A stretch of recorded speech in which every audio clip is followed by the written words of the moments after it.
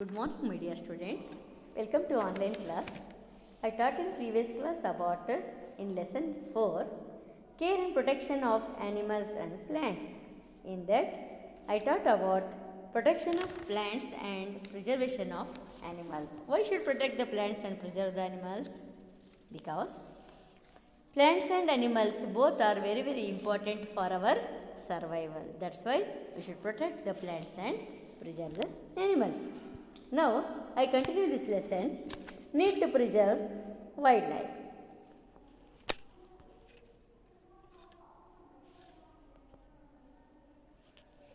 Now,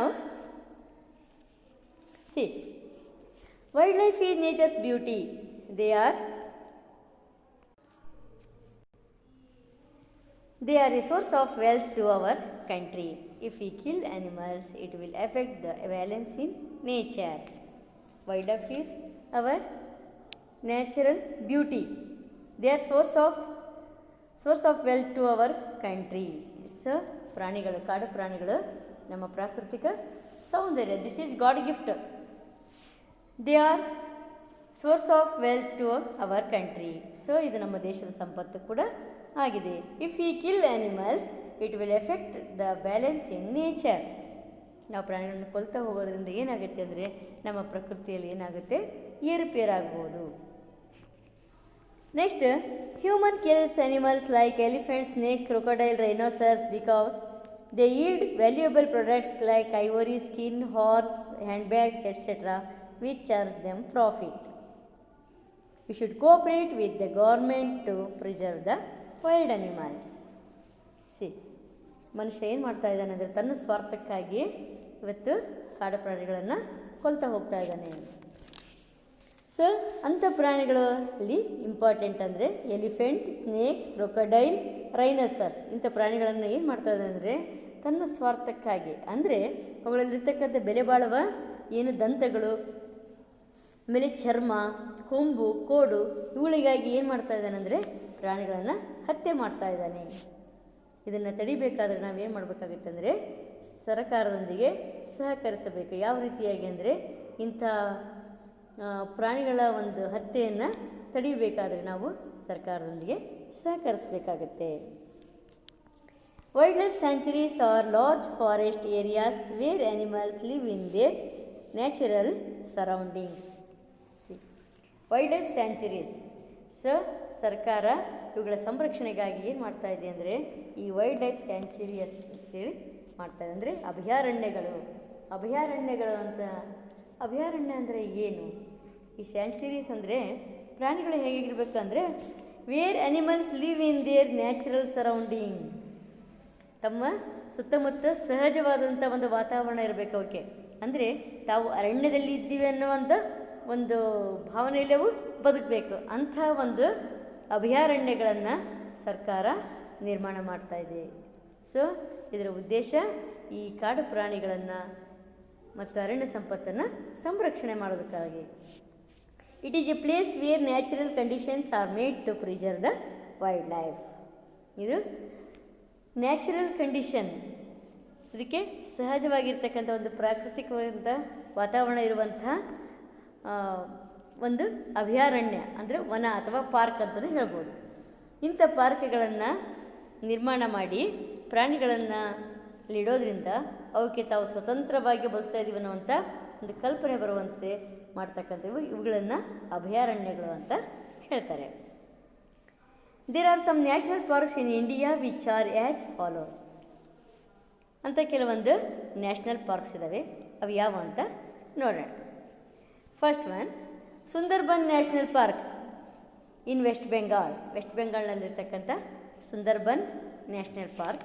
next second one Bandipur national park in Karnataka, Mudumalai national park in Tamil Nadu, Periyar national park in Kerala and Gir forest in Gujarat.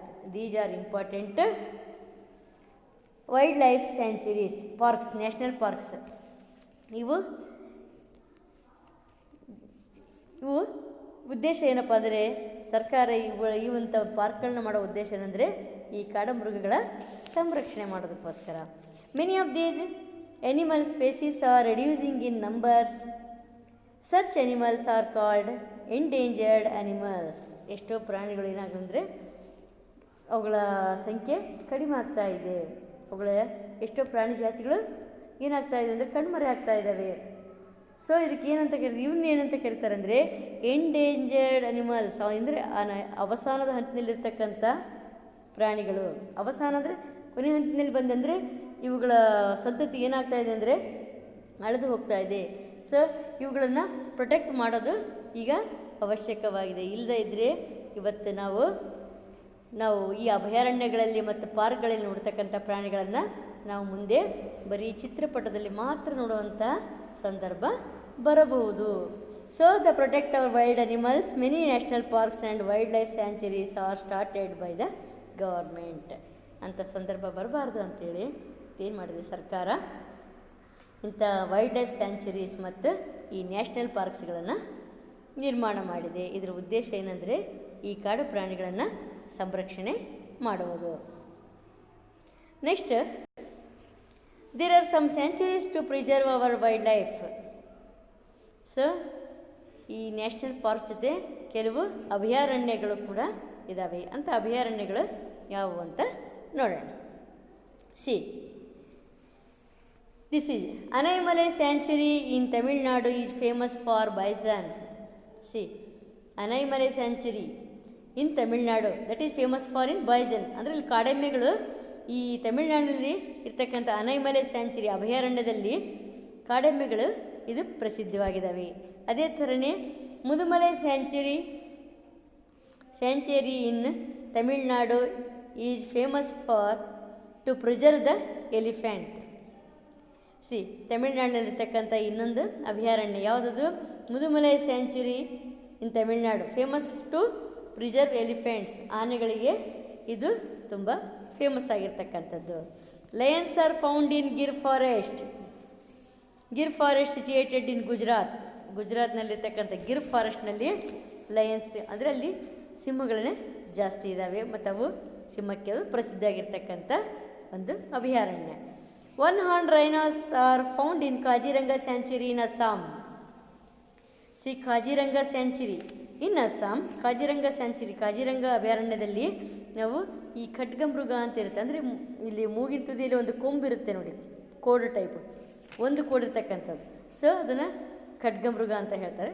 ಆ ಖಡ್ಗಮೃಗಕ್ಕೆ ಈ Kaziranga sanctuary famous ಇದೆ. Sariska sanctuary in Rajasthan is famous for tiger, leopard and hyena. Sariska sanctuary this is famous for in Rajasthan. This is famous for tiger, leopard and hyena. See, like that. Next, now see this Bandipur National Park, Mudumalai National Park, Gir Forest. Next, Anaimalai Wildlife Sanctuary. Next, Ranganatittu Bird Sanctuary. We also have bird sanctuaries to preserve the birds, not only animals. We also have bird sanctuaries there. ಬರೀ ಪ್ರಾಣಿ ಅಭಯಾರಣ್ಯಗಳಷ್ಟೇ ಅಲ್ಲ, ಪಕ್ಷಿಧಾಮಗಳು ಕೂಡ ಇಲ್ಲಿ ನಾವು ನೋಡ್ಬೋದು. ಅಂಥವು ಯಾವಿದಾವೆ ಅಂದರೆ, example ವೇದಾಂತಂಗಲ್ bird sanctuary in Tamil Nadu, Ranganathittu bird sanctuary ಇನ್ ಕರ್ನಾಟಕದಲ್ಲಿ ರಂಗನತಿಟ್ಟು ಮತ್ತು ತಮಿಳ್ನಾಡಿನಲ್ಲಿ ವೇದಾಂತಂಗಲ್ ಅಂತಕ್ಕಂಥ ಪಕ್ಷಿಧಾಮಗಳು ಇದ್ದಾವೆ. Next, sewing forest. Forests, so called a homeland of many wildlife animals, are one of the most important resources on planet today. See, forest is so called homeland of many wildlife animals. See, wildlife animals means ಕಾಡು ಪ್ರಾಣಿಗಳಿಗೆಲ್ಲ ಮನೆ ಅಂದರೆ ಯಾವುದು? ಈ ಕಾಡು. ಯಾಕಂದರೆ ಅವು ಹೇಳಿ ಕೇಳಿ ಕಾಡು ಪ್ರಾಣಿಗಳು, ಅವು ಕಾಡಿನಲ್ಲೇ ಬದುಕಬೇಕು.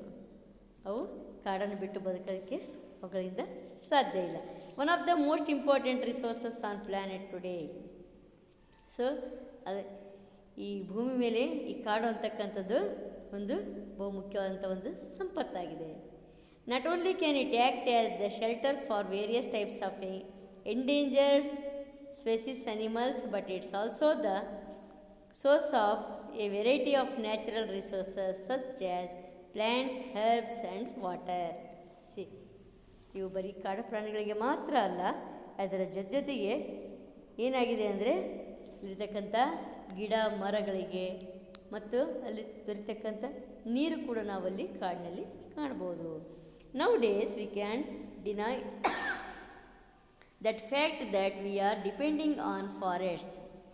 ಇವತ್ತು ನಾವು ಕಾಡುಗಳ ಮೇಲೇ ನಾವು ಅವಲಂಬಿತರಾಗಿದ್ದೀವಿ ಅನ್ನೋ ಮಾತನ್ನು ತೆಗೆದುಹಾಕುವಂಗಿಲ್ಲ. ಯಾಕೆಂದರೆ ಅಷ್ಟೊಂದು ನಮಗೆ ಕಾಡು ಅವಶ್ಯಕವಾಗಿದೆ. Trees act as living purifier. It release out oxygen and takes in carbon dioxide. ಕಾಡುಗಳು ಅಂದರೆ ಗಿಡ ಮರಗಳಿಂದ ತುಂಬಿರ್ತಕ್ಕಂಥದ್ದು. ಈ ಗಿಡ ಮರಗಳು ಏನು ಮಾಡುತ್ತಂದರೆ ನಾವು ಬಿಟ್ಟಂಥ ಕಾರ್ಬನ್ ಡೈಆಕ್ಸೈಡನ್ನು ಅವು ತಗೊಳ್ತವೆ ಮತ್ತು ಅವು ನಮಗೆ ಬೇಕಾಗಿರ್ತಕ್ಕಂಥ ಆಕ್ಸಿಜನನ್ನು ನಮಗೆ ನೀಡ್ತವೆ. Without trees we could have faced a higher temperature caused by the phenomenon called global warming. See, ಈಗ ಒಂದು ವೇಳೆ ಗಿಡ ಮರಗಳೇ ಇಲ್ಲದೆ ಇದ್ದರೆ ಏನಾಗ್ತಾ ಇತ್ತು, ಈ ಭೂಮಿಯ ಮೇಲೆ ತಾಪಮಾನ ಹೆಚ್ಚಾಗಿ ಏನಾಗ್ತಾಯಿತ್ತು, ಫೆನೋಮೆನನ್ ಕಾಲ್ಡ್ ಗ್ಲೋಬಲ್ ವಾರ್ಮಿಂಗ್.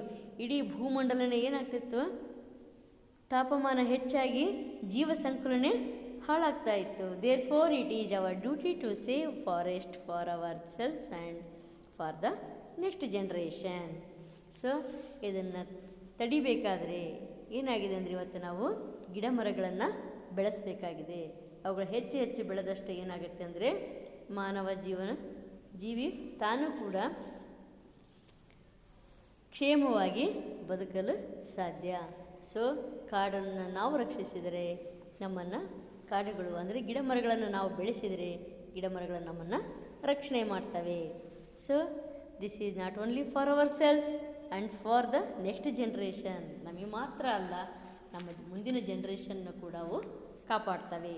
ಅದಕ್ಕಾಗಿ ನಾವು ಪ್ರಾಣಿಗಳನ್ನು ಮತ್ತು ಸಸ್ಯಗಳನ್ನು, ಕಾಡುಗಳನ್ನು ಮತ್ತು ಕಾಡು ಪ್ರಾಣಿಗಳನ್ನು ಸಂರಕ್ಷಣೆ ಮಾಡಬೇಕಾಗುತ್ತೆ. Okay students, for this fourth lesson is over. I sent so many pictures. You watch all them.